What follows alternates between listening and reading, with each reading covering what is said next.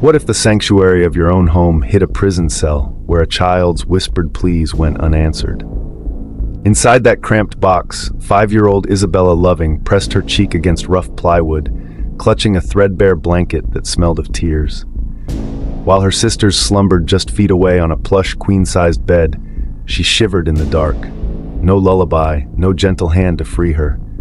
Every scraped knee, every bruise on her face, every frightened heartbeat counted down in solitude until morning's first light crept across the hallway. By the time anyone noticed, hours had passed. Her last breath faded in the shadows she thought were safe, and the world remained blind to her suffering. Will you ever see a locked door the same way again, knowing it might conceal a child's final, desperate cry? Welcome to Crime Bite. In this channel, we peel back the layers of those hidden realities, raw evidence, conflicting testimonies, and emotional pleas for help that too often come too late. By looking into these crime bites, you'll see firsthand how broken trust, systemic oversights, and chilling motives can converge into stories that rattle us to the core. If you find this exploration as vital as we do, be sure to like this video, subscribe, and click the notifications button. Together, we can shine a light on the cases that demand attention, ensuring every voice, especially the silenced, finds the audience it deserves. The first flicker of dawn on April 3rd, 2025, slipped beneath the curtains of the Loving family's modest Reno home. Across the hallway, a cozy queen-sized bed held 2 sleeping girls, protected by quilted comforters and soft pillows. But in a cramped 5x5-foot cubby beside the closet, 5-year-old Izabella Loving lay curled against plywood walls, locked inside by her father, a punishment that had become routine. Neighbors heard nothing. No cough, no cry, no final plea. Instead, Izabella endured another night in that makeshift cell, her small body pressed into rough wood, her breath echoing off every corner. She'd earned this punishment once before, maybe twice. Yet those incidents left no mark on the state's child welfare radar. Now the cubby's silence weighed heavier than any locked door. Inside, she'd spent hours shivering. The single, ragged blanket the size of her torso offered scant warmth. A plastic cup balanced on the edge served as her toilet. A half-empty bottle of juice rested in one corner, barely a sip's worth. The walls absorbed every tear, every whispered prayer. Daylight pooled at the threshold while Isabella's heart pounded, hope trapped inches from her face. Upstairs, her father, Nicholas Loving, paced quietly in the living room, phone in hand. Behind him, Isabella's mother, Andrea, wore a distant look, eyes rimmed red from worry and fear.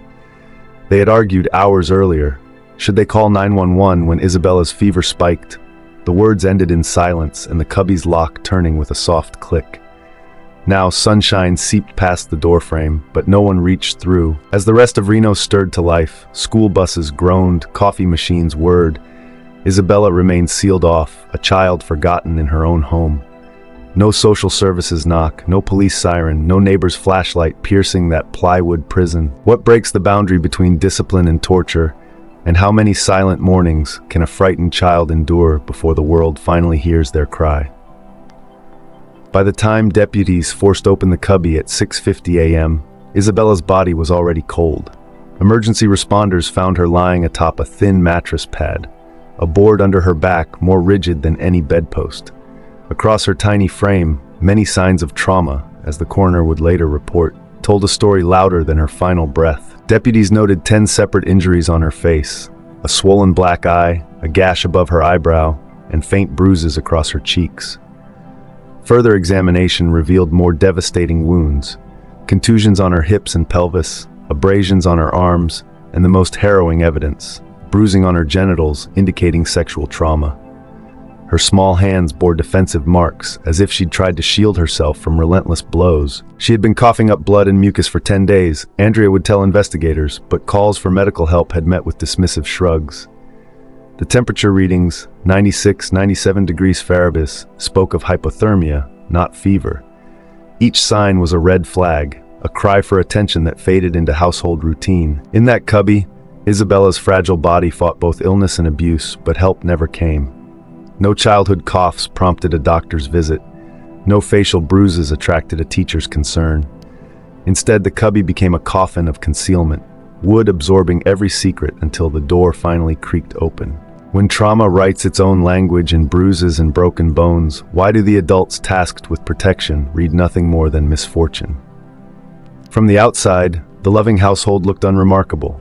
A neat townhouse on a quiet street, children's bikes lined on the driveway, laundry hung with care.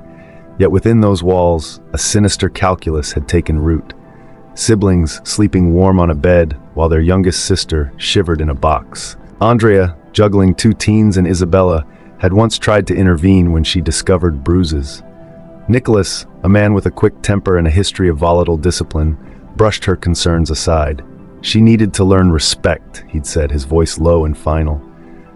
Andrea, fearful of an argument turning violent, bit back her objections. Their older daughters, Sophie 8 years old and Maya 10 years old, awoke each morning to breakfast at the table, unaware of Isabella's confinement. They spoke of school projects, of cookies sold for fundraisers, while Izabella counted floorboards in her cubby, each groove a universe of longing. No creak of steps above, no whispered lullaby, no gentle nudge freed her from that prison. A neighbor, Mrs. Ramirez, later recounted spotting Nicholas's van parked beside the driveway at odd hours, lights off inside. She considered knocking, then hesitated. Not my business, she thought. Meanwhile, Isabella's pleas went unanswered in every room of her home, unheard beneath layers of fear, shame, and false discipline. In the hush behind closed doors, whose responsibility is it to push past fear and intervene when a child's cry is hushed by silence? The night before her death, Izabella had begged for water. At 10:30 p.m., Andrea filled a sippy cup. The cubby door remained unlocked only seconds before snapping shut again. Around 11:15 p.m., Nicholas emerged, rubbing his knuckles, that old glint of irritation in his eyes. He measured Isabella's forehead with the back of his hand. "Cool, dry," he muttered, and then locked the cubby from the outside. Inside, Izabella pressed against the plywood wall, tiny chest heaving. She wrapped herself in the blanket, but chill seeped into her bones. Drops of water from a leaky faucet dripped onto her cheek. Drip, drip, until tears joined the rhythm. Each drop was a countdown, each breath a, "Will someone come?" In the living room, Andrea slept on the couch, phone inches from her hand. Sophie's alarm was set for school. Maya's backpack lay packed. The house breathed in hushed slumber. Outside, the world pulsed with car engines and dog barks, oblivious to a child's final hours. At 2 a.m., Isabella's cough rattled like gravel in a tin can. It echoed down the hallway, but no one followed its trail. By 4 a.m., her breathing slowed. Each gasp lengthened. Her small body slid into stillness just before the sun stirred on the horizon. When a child is left alone with her fear in the darkest hours, what prevents a parent from answering that cough? And why does the night grow louder with every unanswered cry? Detective Marcus Chen later wrote in his report that Isabella's life spanned an agonizing 5-hour invitation to help and a 5-hour toll of indecision. The probable cause affidavit described how Izabella ceased breathing around 2 a.m., but Andrea and Nicholas did not call 911 until 7 a.m., convinced they might handle it themselves. In the intervening hours, Nicholas ran his fingers through Andrea's hair, promising he'd figure it out. He Googled "cold child, no fever," even suggested burying Izabella in the backyard, a plan Andrea described in a tear-choked confession. They staged scenes, dragging her limp body onto a tiny mattress, plastering false covers of a fatal diaper rash, spinning stories to explain the bruising. When paramedics finally burst in, they found Izabella lifeless and the parents frantic, sterile tears that could not undo hours of neglect. Andrea, red-eyed and trembling, mouthed, "I'm so sorry," while Nicholas stared wide-eyed at the ceiling, as if pleading for a different dawn. What twisted logic allows a family to wait, or worse, to hide, while a child's final breaths fade into an empty house? At 7 a.m., Andrea stumbled into a neighbor's door, her voice cracking with desperation. "Please come, my daughter isn't breathing." The neighbor dialed 911. Dispatchers raced to the Loving home. Paramedics arrived within minutes. They worked on Izabella for 20 agonizing minutes before pronouncing her dead. Nicholas clutched a ragged teddy bear, repeating, "I don't understand," as Andrea sat on the curb, sobbing into the spring breeze. Detectives cordoned off the house, flashlights carving circles of light into every room. In that sterile glow, the cubby door cracked open, revealing Isabella's final refuge. They lifted the mattress pad, now stained into a soggy imprint of her body. Photos of her smiling with siblings lay scattered across the living room floor, silent witnesses to a life ended far too soon. When the desperate plea finally breaks through, can the cost of hours delayed ever be redeemed? Or does time itself become the cruelest judge? In the sterile hush of the Washoe County Coroner's Office, experts unraveled the silent testimony etched into Isabella's small body. Every bruise, every abrasion, every microscopic fleck of evidence was cataloged like a line in a tragic poem. 10 distinct facial injuries, from a crescent bruise beneath her eye to a jagged laceration across her forehead, mapped a brutal choreography of blunt force hits. Her pelvic bones bore dark, crescent-shaped contusions. Her forearms were a tapestry of defensive abrasions, each one a testament to her tiny hands raising in futile protection. Dr. Elena Munro, the lead pathologist, traced her gloved fingers along a faint ligature groove circling Isabella's throat, proof she'd been bound, immobilized, left to suffocate in her makeshift cell. Swabs from her scalp captured DNA traces that matched none of her immediate family, hinting at hands that had dragged her into that cubby with calculated cruelty. Bone density scans ruled out metabolic disorders or accidental falls. Repeated impacts had battered her developing frame, erasing the distinction between momentary punishment and prolonged torture. When the final autopsy returned its verdict, death by complications of hypothermia combined with untreated trauma, it laid bare a household where neglect and violence coalesced into lethal force. Each bruise and break was more than a mark. It was a stanza in a forensic elegy, a plea that only death could answer. If a laboratory can reconstruct every strike, every defensive wound, every whispered prayer carried in a bruise, why did it take Isabella's death to compel the world to look beneath those plywood walls? On April 4th, law enforcement converged on the Loving residence with warrants in hand. Nicholas Loving was cuffed and led away, his stare fixed and unrepentant, booked on a single charge, child abuse causing substantial bodily harm, a felony that prosecutors signaled might escalate to manslaughter once the full weight of evidence pressed down. His bail was set at a staggering $1 million in cash, a guardian of last resort against his flight. Andrea, though not formally charged, sat beside her husband in the booking area, her voice trembling as she confessed to detectives, "He wouldn't let me call 911. I should be arrested too." Her words, recorded in the affidavit, revealed a chilling pact. She admitted he had plotted to bury Izabella in the backyard and flee to safety, leaving no trace of her little girl's final location. Court filings unveiled Andrea's gut-wrenching testimony. He said if she died, we'd dig her under the lilac bush. I didn't know what to do. Such candid admissions transformed the Loving home from a picture of suburban normalcy into a crucible of fear and silence. The couple's coordinated cover-up, dragging Isabella's body to the cubby, fabricating stories of a sudden collapse, unraveled under intense scrutiny when both parent and protector stand behind bars, one for inflicting fatal harm, the other for standing by in silence. What form of justice can truly honor the life of a child stolen too soon? The Loving tragedy jolted Reno awake like a thunderclap in a silent night. Within 48 hours of Isabella's death, Idlewild Park, usually a haven for morning joggers, transformed into a sea of flickering teal candles. Families huddled under the pavilion, their faces lit by wavering flames, while school choirs sang hymns of protection over muffled sobs. Across the valley, elementary schools canceled recess for safety assemblies, where counselors guided wide-eyed children through role plays on saying no, dialing 911, and seeking help if they ever felt alone. Meanwhile, Washoe County commissioners convened an emergency session in the neon glare of the courthouse. Lawmakers fast-tracked a suite of reforms: annual home safety checks for families flagged by prior child welfare reports, and mandatory emergency medical training for any parent who'd received a social services warning.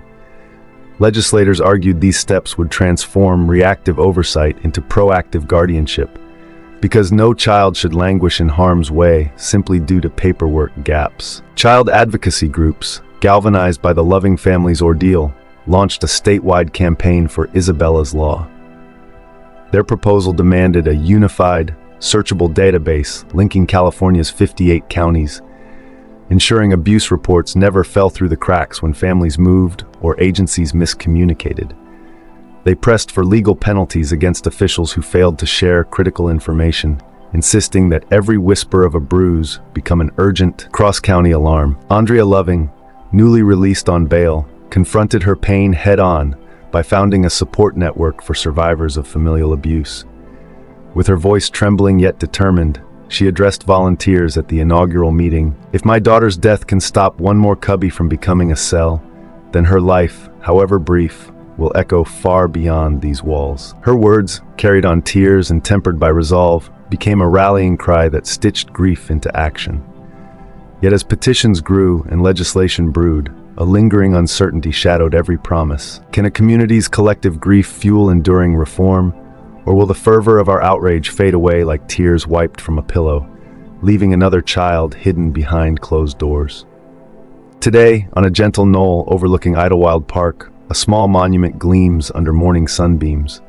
A polished granite bench etched with Izabella Loving's name and dates. Around its base, children's drawings, rainbows crowned by little hearts, and galvanized buckets of sunflowers nod in the breeze. Each week, Isabella's two older sisters approach with fresh blooms, whispering stories of fairy tale bedtime rituals and the tiny, threadbare dress she insisted on wearing every day. Across town, Loving Elementary School bid farewell to the cubby that had imprisoned Izabella. Where plywood once stood, now arches a brightly painted play structure, its climbing ropes and slides a vibrant testament to childhood reclaimed. Teachers greet students with laminated bracelets reading "Freedom to Play," reminding them that no game should ever cage young spirits. Behind bars in Carson City Jail, Nicholas Loving awaits his trial. His once defiant glare has softened into a practiced blankness. Every visitor's glance passes through him, unrecognized.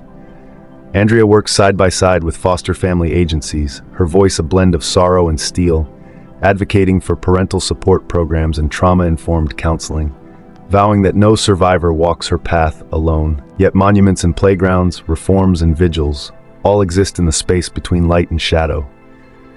For as long as any cubby remains unlocked, any support line goes unanswered, the risk persists. Isabella's sisters tuck miniature sunflowers into their hair, carrying both grief and hope in equal measure.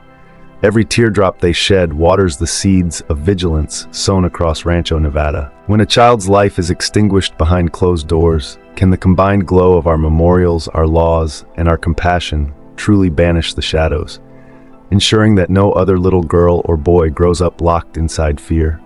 Izabella Loving's suffering should never fade into silence. If tonight's story moved you, share your voice. Comment below with one change you'd advocate to protect children in your community. Smash like to boost this video's reach. Hit subscribe to join our network of child protection champions.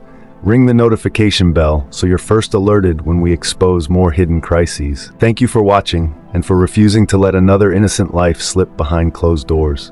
Stay vigilant, stay compassionate. Together, we can build a world where no child endures a box of despair.